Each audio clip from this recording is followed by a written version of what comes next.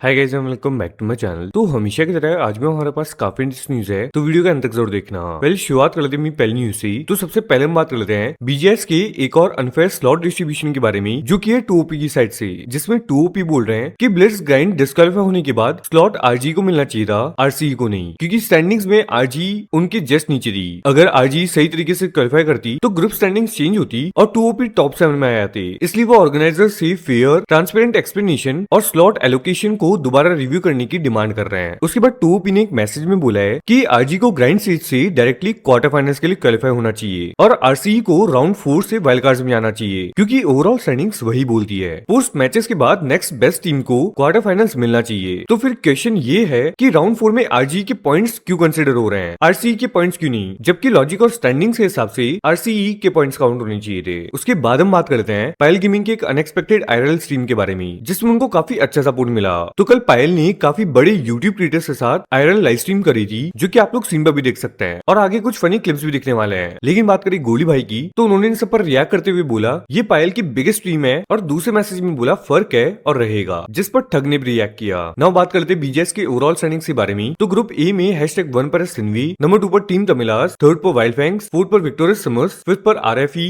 6th पर true reapers and बाकी teams को आप लोग सीन पर पॉज करके देख सकते हैं। उसके बाद हम बात करें ग्रुप सी की, तो उसमें #1 पर इवॉक्स, नंबर 2 पर टीम सोल, 3rd पर ओरेंगुटान, 4th पर ट्रॉय, 5th पर है वशिष्ठा ई-स्पोर्ट्स, 6th पर एलईएफपी एंड यहाँ भी रिमेनिंग टीम्स आप लोग सीन पर पॉज करके देख सकते हैं। उसके बाद हम बात करें ग्रुप ए के बारे में, तो आप लोगों को पता ही होगा ग्रुप ए की मैचेस कल हुए थे, जिसमें टीम ऑटोबॉट्स #1 पर थी, लेकिन टीम में चेंजेस होने की वजह से फिर से रीहोस्ट किया गया, जिसके बाद टीम ऑटोबॉट्स #1 से #16 पर है, जिसके बाद काफी लोग अनफेयर बोलने लगे। दैट ऑटोबॉट्स के साथ अनफेयर हुआ है, तो इन सब पर रिप्लाई करते हुए लॉल्स ने क्या बोला वो देख लेते हैं। एबीजेड आउट ले भाई, इनका तो फिर सिस्टम हैंग होगा। 19 पॉइंट, बाप रे बाप।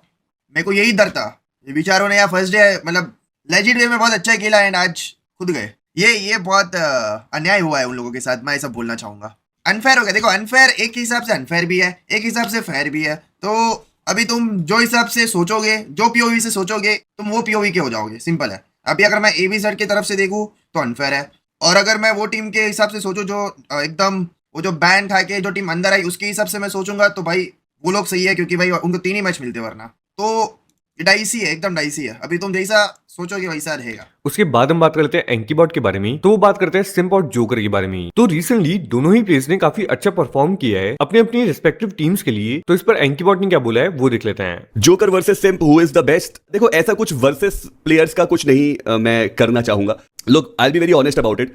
Given the stories and the plays जो सिम्प ने क्रिएट करे हैं versus the stories and the plays and the consistency जिससे जोकर खेल रहा है, मैं जोकर की तरफ थोड़ा सा ज्यादा अलाइंड रहूंगा, या शायद ज्यादा से ज्यादा अलाइंड भी हो सकता है। बट अगेन ये इंडिविजुअल प्लेयर्स को के वर्सेस करने से कुछ सेंस बनता नहीं है ज्यादा। But I honestly feel like that Joker has been consistent बहुत समय से। He has been in playing for काफी टाइम से एंड ही हैज प्रूव्ड काफी टाइम से कर रहा है वो, और अभी भी कर ही रहा है। नॉट टॉकिंग अबाउट सोमराज, तो उन्होंने बात किया बीजीएस 2025 में क्या हुआ था, जिसकी वजह से उनको फैंस को मिडिल फिंगर दिखाना पड़ा, और साथ ही में रिप्लाई करते हैं कि उन्होंने गॉडलाइक को ज्वाइन नहीं किया। अब इस पर सोमराज ने एग्जैक्टली क्या बोला वो क्लिप देख लेते हैं। एंड बाय द वे ये क्लिप ओजी की न्यू पॉडकास्ट से है, जिसके बारे में हमने कल भी बात किया था, एंड पूरे पॉडकास्ट का लिंक डिस्क्रिप्शन में है। मतलब ऑडियंस को मिडिल फिंगर कौन ही दिखाएगा जो आपको इतना सपोर्ट कर रहे हैं, तो थोड़ा कूल तो होना पड़ेगा।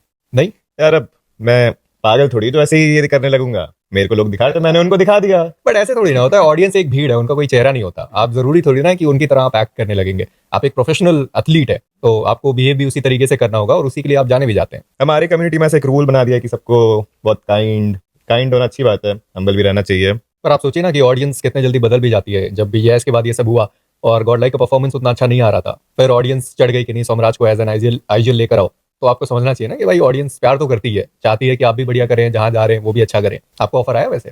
नहीं, आई गेस मैं तो गॉडलाइक प्रीमाइसेस से ही बैंड हूं। Entry denied. उसके बाद हम बात करते हैं स्काउट के बारे में। वो बात करते हैं वाइल्ड फैंग्स के कमबैक के बारे में। तो कल उनके मैचेस अच्छे नहीं गए थे, और वो पॉइंट स्टैंडिंग्स में #11 पर थी, लेकिन अब वो 6 मैचेस के बाद #3 पर देखने को मिल रहे हैं। वाईफाई मैच लेके, हाँ भाई ये हम लोग का सेंस है मेरा। ऐसे एंड मोमेंट तक क्यों जाता है, मेरे को समझ नहीं आती है। जैसे एंड मोमेंट तक हालत हलक क्यों लगा रखता है। हम लोग सोच रहे हैं भाई पहले 3 गेम से जो किए भाई हम लोग ऐसे फक ब्रो, बस वाइल्ड कार्ड हो जाए, वाइल्ड कार्ड हो जाए, वाइल्ड कार्ड हो जाए।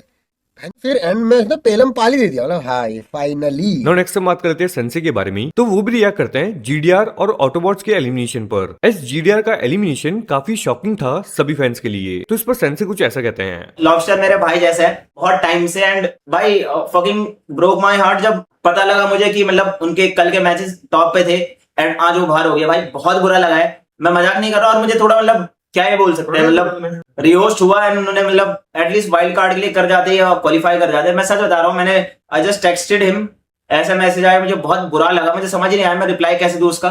बहुत सारे लोग ट्रोलिंग जीडीआर कि भाई बाहर होगी, इनका जीजी हो गया, इनका घी खत्म हो गया। चैट मैं सच बोलूं, मतलब मैं इतना लिख के दे सकता हूँ कहीं पे भी कि पहले तो मैं आई होप कि कोई टीम में चेंजेस ना हो, एंड दूसरा मैं इतना लिख के दे सकता हूँ कि अगर इस टूर्नामेंट में जीडीआर बाहर हुई ना, अगले टूर्नामेंट में टॉप 3 आएगी। बीच में जो गेम है ना चैट, बहुत ज्यादा लक डिपेंडेंट भी है। Now talking about Nakul Dhull, तो वो बात करते हैं स्काउट के बारे में, क्योंकि उन्होंने कुछ दिनों पहले स्काउट को ट्रोल किया था और साथ ही में वो रिवील करते हैं दैट स्काउट ने उनका हेल्प किया था। तो आप लोग वो क्लिप देख सकते हो। ये सेटअप किसने करवाया? ऊपर वाला ये भाई स्काउट ने करवाया। स्काउट क्या डब्ल्यू बंदा है भाई, मस्त बंदा है। I love scout. सारा सिस्टम ये सब स्काउट का ही बताया हुआ था, पर ये थोड़ी वेबसाइट थोड़ी बगी सी है, बट ठीक है, अच्छा है। स्काउट और मेरी बात स्टार्ट कैसी हुई है, मैंने उसकी फोटो लगा दी थी स्टोरी में। मैंने उसकी फोटो लगा दी, स्काउट की बाइक पे पैर नहीं पहुंच रहे थे जो वाली। स्काउट मेरे डीएम में स्लाइड कर गया है, और तब मैं नोटिस भी नहीं किया। उसको दूसरा मैसेज आया, तब मैंने नोटिस करा, तो हमारी बात स्टार्ट हुई वहाँ से। पर बढ़िया बंदा है स्काउट भाई। भाई एक ऐसे मतलब पर भाई मैं स्काउट की जगह होता ना, मेरे में बहुत एटीट्यूड होता भाई, पर स्काउट में भाई रत्ती भर का एटीट्यूड नहीं है। तो हमारे नेक्स्ट न्यूज में निकल कर आती है ओजी के पॉडकास्ट से, जिसमें मान्या ने बात किया दैट गॉडलाइक जैसी बड़ी ऑर्गेनाइजेशन में खेलना और 3 एमवीपी प्लेयर्स को हैंडल करना इजी है या फिर नहीं। जिस पर मान्या ने क्या बोला वो देख लेते हैं। 3 MVP वाले पे क्या आपको थोड़ा प्रेशर महसूस होता है, क्योंकि अब आपके ऊपर प्रेशर थोड़ा सा ज्यादा हो सकता है, क्योंकि सबसे बड़ी फैन बेस को आप संभाल रहे हैं, टीम को आप संभाल रहे हैं। नहीं, लाइक मेरे को उतना लाइक ये सब चीज़ों से फ़र्क नहीं पड़ता है, ना फेम या कुछ से, परफॉर्मेंस से ही पड़ता है। और रही बात 3 MVP की, तो बेटर ये है कि वहाँ पे 2 प्लेयर्स ऐसे हैं जिनके साथ मैं पहले खेल चुका हूँ 2-2 साल, तो इसलिए मेरे को उतना प्रॉब्लम नहीं होता है कुछ। अगर कोई एकदम मेरे लिए न्यू होता, 2 प्लेयर्स न्यू होते, तो शायद थोड़ा हो सकता था, अगर तब भी शायद नहीं होता। वो प्लेयर्स के ऊपर है, प्लेयर्स कैसे, जैसे आरू भाई को मिले थे AKVs एकदम शेप, तो उनके वो भी MVP प्लेयर्स ही आई गेस, अंडररेटेड है बट MVP प्लेयर्स है, ठीक है। तो प्लेयर्स के ऊपर है कि प्लेयर्स कैसे है। आपको MVP प्लेयर है तो भाई उसके ऊपर कुछ तो है भाई, दिमाग है या गेम सेंस है या समझ है, गेम नॉलेज है, तो वो कर ही लेंगे। तो इट्स नॉट अ प्रेशर, उल्टा ये तुम्हारे लिए प्लस पॉइंट है, क्योंकि वो तुम्हें सिचुएशन संभाल के भी देंगे और अपना भी उनका एक गेम एक्सपीरियंस वो ला के देंगे गेम में। तो it's not a pressure, it's a good thing I guess. लेकिन वही बात करते हैं एसएडल की पबजी पीसी की टीम के बारे में। तो उनकी टीम हमें पबजी पीसी के अपकमिंग टूर्नामेंट में दिखने वाली है, जिसमें एसएडल के मेंबर्स का रिएक्शन आप लोग देख सकते हो। Hello to the regional partner teams for 2026 in क्या बात है PUBG Esports। भाई दिखा दो स्क्रीन पे, दिखा दो ट्वीट का आखिरी लाइन तो देखो।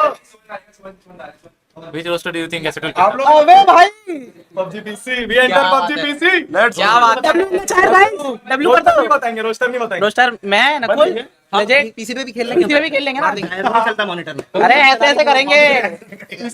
अरे उनको बोल PUBG Sport का ट्विटर चेक करना। हां PUBG Esports का ट्विटर देख लो भाई, चेक कर लो जल्दी से जाके। दिखा दूंगा इनको ऐसे। हां दिखा दे दिखा मत, फिर देखने नहीं देंगे। बदन लॉल्स भी बात करते हैं जीडीआर के एलिमिनेशन पर, तो आप लोग वो क्लिप भी देख सकते हो। जीडीआर आउट फ्रॉम बीजे सा मैंने देखा उनके पहला दिन बहुत खराब गया ना उनका, 3 पॉइंटर थे तो कोई कवर अप नहीं हो पाया।